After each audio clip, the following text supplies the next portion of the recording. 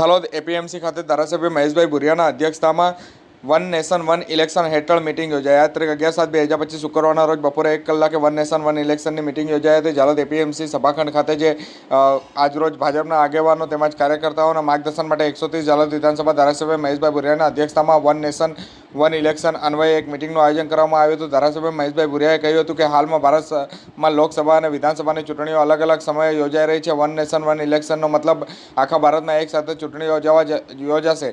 ભાજપની જે મોદી સરકાર દ્વારા આ પ્રસ્તાવને મંજૂરી આપેલ છે અને પૂર્વ રાષ્ટ્રપતિ રામનાથ કોવિંદની સમિતિએ આ અંગે રિપોર્ટ સોંપેલ હતો. આ રિપોર્ટ મુજબ લોકસભા વિધાનસભાની ચૂંટણી એક સાથે 100 દિવસમાં સ્થાનિક સંસ્થાઓની ચૂંટણી યોજાઈ આ પ્રસ્તાવ મંજૂર કરવામાં આવે તો તેમાંથી કરોડો રૂપિયાની બચત થઈ શકે તેમ છે. જો એક રાષ્ટ્ર એક ચૂંટણીનું સૂત્ર જો સાર્થક થાય તો તેનાથી નાણાં તો બચે જ, પરંતુ સાથે સાથે સુરક્ષા વ્યવસ્થાને લઈને પણ ખર્ચો ઓછો થાય. ધારાસભ્ય મહેશભાઈ ભુરિયાએ કહ્યું હતું કે સમાજના શિક્ષિત વર્ગ જો પૂર્ણ રીતે સમર્થન આપે તો આ ક્રાંતિકારી પગલું રાષ્ટ્રીય એકતાને વધુ મજબૂત બનાવી શકે છે. આજની યોજાયેલ વન નેશન વન ઇલેક્શન અંતર્ગત યોજાયેલ મિટિંગમાં ધારાસભ્ય મહેશભાઈ ભુરિયા, પૂર્વ જિલ્લા પંચાયત પ્રમુખ શીતલબેન વાઘેલા, જાલોદ તાલુકા ભાજપ પ્રમુખ સુરેશભાઈ વાવડ તેમજ નગરપાલિકાના કાઉન્સિલર અને સરપંચો તેમજ આગેવાનો ઉપસ્થિત રહ્યા હતા.